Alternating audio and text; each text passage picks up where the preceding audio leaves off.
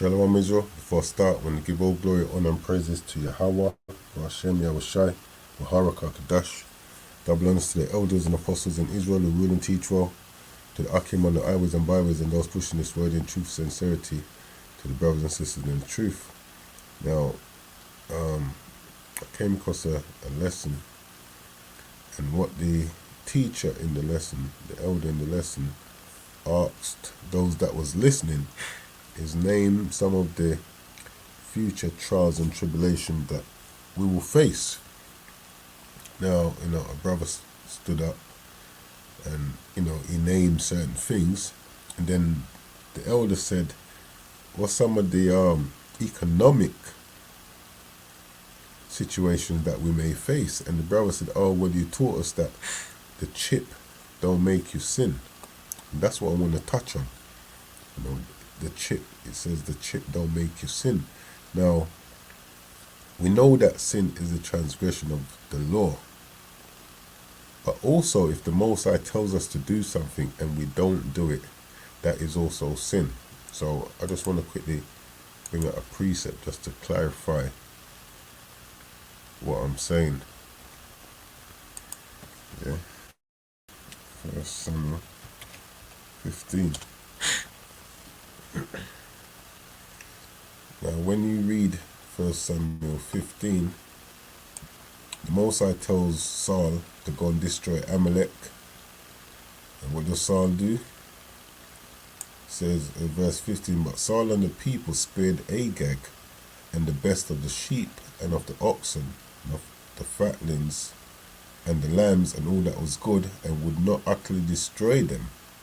But everything that was vile and refused, that they destroyed utterly. Yes, so the Most High told them to destroy everything. Man, woman, child.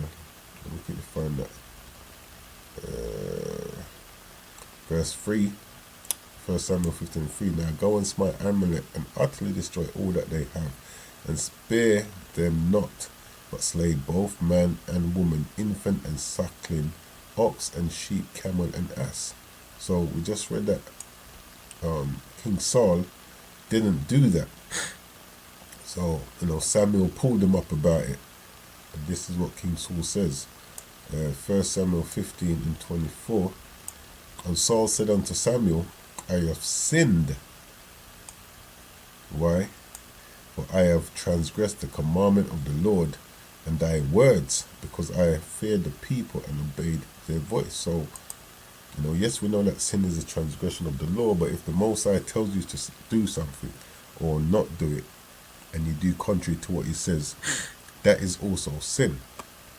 So for the brother to say, in response to the question that the elder asks, what's some of the economical ways that will go through trials and tribulation, and for the brother to say, you taught us that taking a chip does not cause us to sin. This is Revelation 13 and verse 16. It says, and he causeth all, both small and great, rich and poor, free and bond, to receive a mark in the right hand or in the foreheads, and that no man might buy or sell save he that had the mark or the name of the beast or of the number of his name. When we go to 14 and 9, Revelation 14 and 9, where it say, and the third angel followed them, saying with a loud voice, if any man worship the beast and his image, and receive his mark in his forehead or in his hand, the same shall drink of the wine of the wrath of the Most High, which is poured out without mixture, into the cup of his indignation, and he shall be tormented with fire and brimstone in the presence of the holy angels and in the presence of the Lamb. But the point I wanted, it says, if any man worship the beast and his image and receive his mark in his forehead or in his hand. So this mark that it's dealing with is actually referring to the chip. So for the young brother, for the brother to say, 'cause I don't know how old he is, the chip does not cause us to sin, and this is what the elder is teaching him. Let's have a look at a few of these things here. Yeah?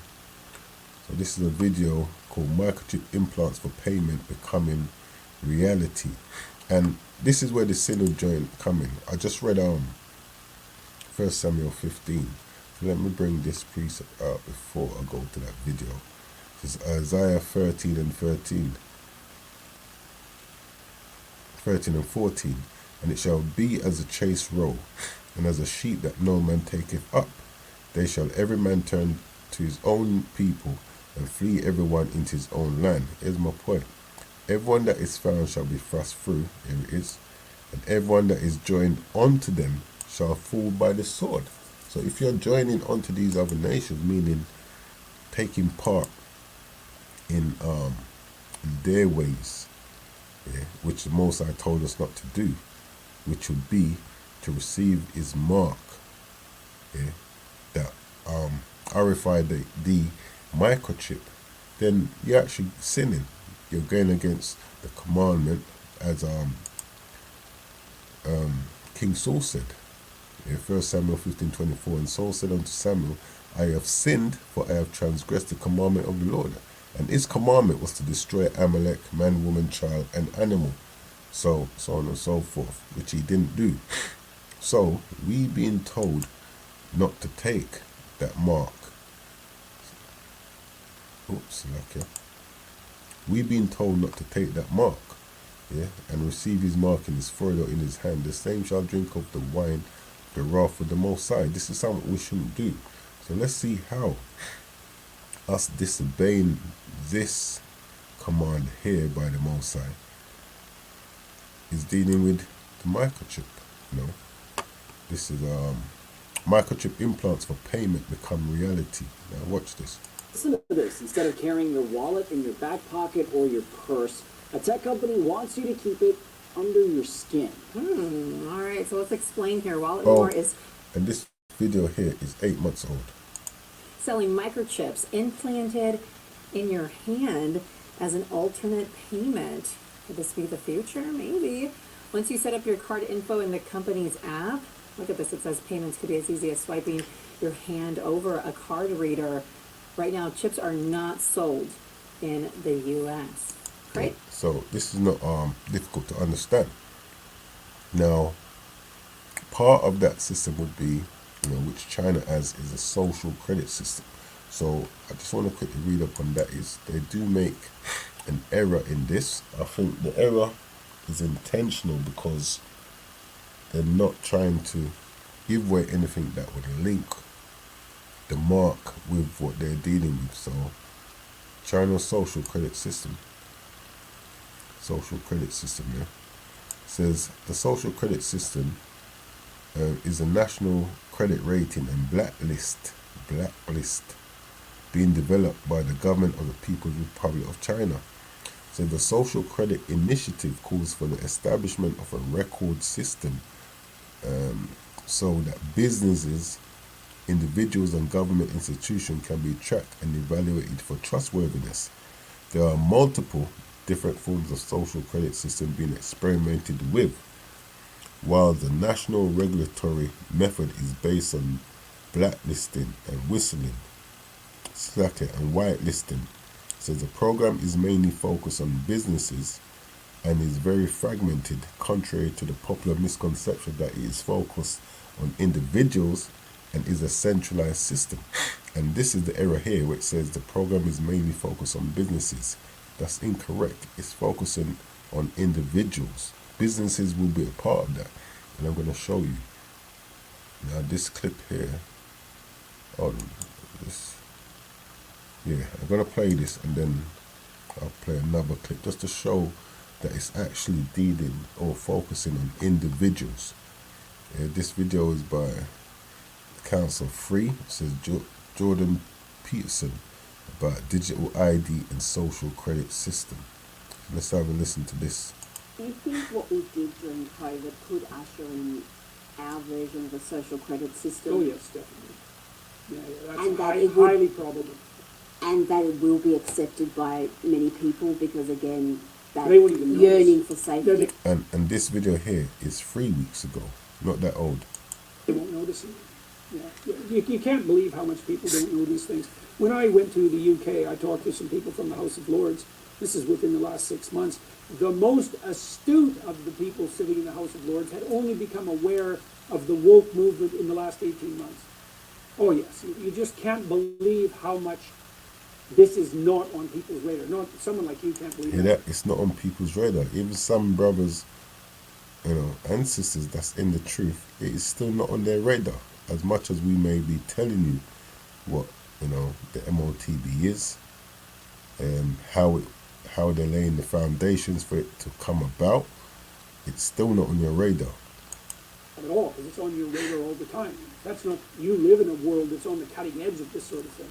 It's like, people have no idea. It's like, well, why not have a digital passport? I mean, how convenient. It's like, fair enough, and you can understand that. Wouldn't it be nice if we could pay for everything with our phones? It's like, wouldn't it be nice if the central government, who's woke-oriented and makes carbon dioxide remediation a priority, knows exactly what you spend on everything so they can target you tax-wise with precision? It's like, oh, didn't think about that. Yeah, you sure didn't. Oh yes, it's highly probable it'll be a miracle if we escape from that. And You does can this see these and signs does like this every- sound like he's talking about business or individuals? Going back to the article, 'cause like I said, the article is trying, even though it's giving you the understanding to some extent, it's also being deceptively incorrect. everywhere? When you go through airports now, there's a lot of automated barriers. You show your passport. It's like, well, these are automated barriers. What if you can't go through them? Well, that's the situation for many people in China. It's like, what are you going to do? You're going to argue with the machine? But you just cannot imagine how screwed you are.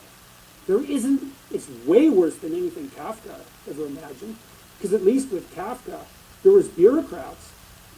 Faceless though they may have been, they were at least still human. Once the machines can lock you out, you are in such trouble. And we're speeding towards that with an immense lack of care. See, now,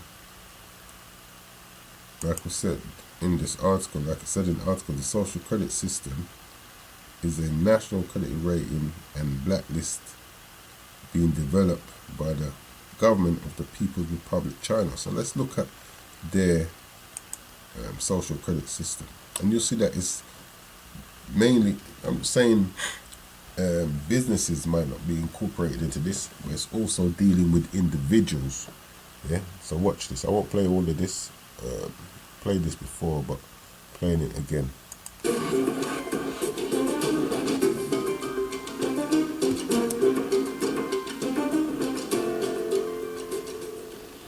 They're constantly monitored by facial recognition cameras that are able to instantly put a face to a name. Now, is that talking about businesses or individuals? You decide. Now the Chinese are also ranked, given a mark out of a possible 950 points. The score in the 700s is considered good, around the 500 mark is not. For now, the number is a sort of bank credit rating, keeping track of everyone's spending habit. This necessity has to have rules. It forces us to be well behaved. It may seem scary, but it's And these are the simple ones, yeah? Those that ain't actually paying attention to what they're saying or what's going on around them. just like that here. We're used to it, and anyway, we don't have a choice. But in an effort to keep all of its subjects in line, Beijing is taking the system a step further in 2020. It's aggregating data gathered by banks, private companies, and the state to rate if someone's a good or bad citizen. By using the most data possible, so-called big data, the system role in rebuilding a moral society. The state will go Let me drop over that back every in. detail. By using the most data possible, the so-called big data, the system will play an important role in rebuilding a moral society. The state will go over every detail of the person's life with a fine-tooth comb. The financial situation, spending habits, career, even behavior on social media. Now, let me know if this, or, is this actually talking about individuals or businesses? Like I said, yes, businesses may be caught up in this, but it's also dealing with individuals. This is why I said this article here is being deceptive. Yeah, it's being deceptive. Advertising the government online or displaying outward signs of wealth is a no-no. On the other hand, praising the party or giving blood increases your social credit. Xiao Wen Wang is a model citizen. She lives in Nanjing, a testing ground for social ranking. Married with a child, she has a job in a retirement home, no debts, and she wouldn't dream of jaywalking. As a good citizen, I respect the rules of the road. If I didn't, I'd lose points on my social That's control, yeah, which is what the elites are looking for. Total control over you, man. credit. In theory, everything can be taken into account in the social score, even the most innocuous errands like supermarket shopping. When Xiao Wen Wang makes an electronic payment, her purchases tell the state a lot about her. Buying cigarettes would count against her. On the other hand, nappies show she's an attentive mother. Beer could indicate alcoholism. She'd be better off buying water. In this pilot city of 8 million people, there are 800 model citizens. For Xiao Wen Wang, there are perks to be had, such as paying half price for the bus. I get discounts for all public services, even at museums. And the library. A good score brings benefits, but people with low scores lose rights. The cinema names and shames people considered untrustworthy, plastering their details, even their addresses, across big screens. It's a matter of principle. Those people have to be condemned. Those people aren't honest, so they have to pay the price. Like I said, these are the simple ones. You said those people are not honest, but they have to pay the price. And you're going to see what comes up in a minute. It's only right to pay your debts. You have to blacklist those that don't. The Supreme Court has created a blacklist for so-called bad citizens, those whose ratings have dropped to zero. On it are companies, but also 23 million people to date. You hear that? So there's companies on there, but there's also individuals on this blacklist. Among them is this journalist Liu Hu. He got a little too close to uncovering corruption among high-profile party members. After being sued for defamation by the subject of a story he'd written, he was blacklisted. So you see, this is a journalist who got too close to uncovering corruption. And now he's blacklisted. Yeah, showing you how simple some of these people are, man. Yeah, some of these people are simple. So, you know, to say that the chip, you know, will not lead you to sin, will not cause you to sin. It will, because the Most High told us not to take it. Yeah, we know that sin is transgression of the law, but I showed you in an example in 1 Samuel 15, where Saul was given an order to do something and he didn't complete it, and he ended up saying, 1 Samuel 15:24, and Saul said unto Samuel, I have sinned, for I have transgressed the commandment of the Lord. Now, and thy words, because I feared the people and obeyed their voice. And what was his commandment given? Verse 3, now go and smite Amalek and utterly destroy all that they have, and spare them not, but slay both man and woman, infant and suckling, ox and sheep, camel and ass. That was his order, but he didn't do that. He saved Agag and those of the best flock. Yeah, that's where the sin came in, because he disobeyed the word of the Most High. And the word of the Most High says what? I'll read this again. Revelation 14:9.